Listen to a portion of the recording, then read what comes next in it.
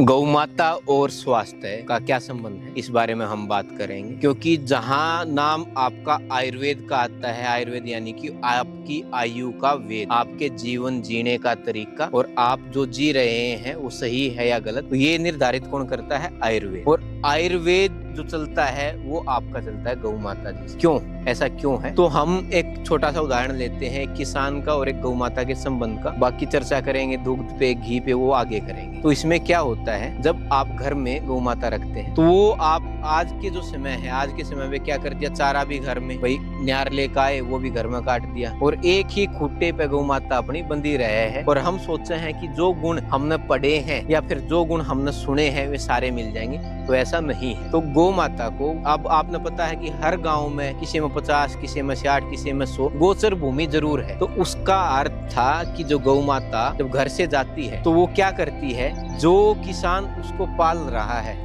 जिस किसान के घर में गौ माता है, वो उसको सूंघती है, उसकी सुगंध लेती है, और उसकी सुगंध से सूंघने की जो शक्ति है गौ माता की वो बहुत अधिक है। उससे उसके रोगों को पकड़ के, और जब जंगल की तरफ जाती है, जब गोचर भूमि में जाती है, चरने के लिए जब जाती है, तो उन्हीं औषधियों का ग्रहण करती है, उन्हीं औषधियों का सेवन करती है। जो व्यक्ति को, जो किसान को स्वास्थ्य की प्रॉब्लम है, उनसे जो संबंधित जड़ी बूटियां हैं, उन्हीं का वो सेवन करके, और उसी प्रकार से दुग्ध यानी कि दूध जो है आता है, और उस दूध का जब किसान सेवन करता है तो जो बीमारी किसान की थी वह बिल्कुल ठीक होगी। तो इस प्रकार ये संबंध है। दूसरी चीज, जो घरा में हमने आज के टाइम पे कैद खाने बना दिए हैं, तो कैद खाने नहीं बनाने हैं। प्रयास करो कि गौ माता को बाहर लेकर जाओ।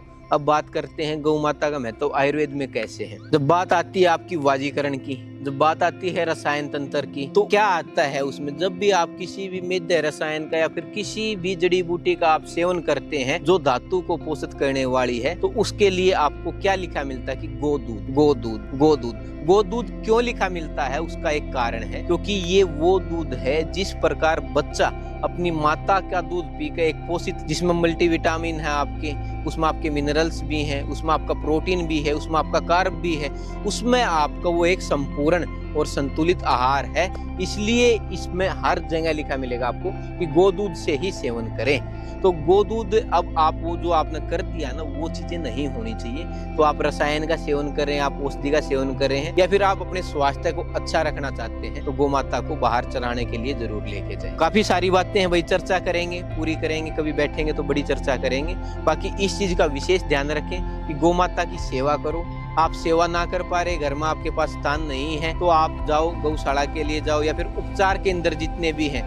मेरा जो पर्सनल है, मैं कहता हूँ कि उपचार केंद्र ज्यादा जाओ। उपचार केंद्र में जहाँ उपचार किया जा रहा है वहाँ पर आप दवाइयों की सेवा है, चारे की सेवा है, या फिर जिस प्रकार से आप कर सकते हैं, आप वहाँ समय दे सकते हो, आप वहाँ साफ सफाई करवा सकते हो। हर व्यक्ति कुछ ना कुछ कर सकता है, तो जरूर करें। हरिओम।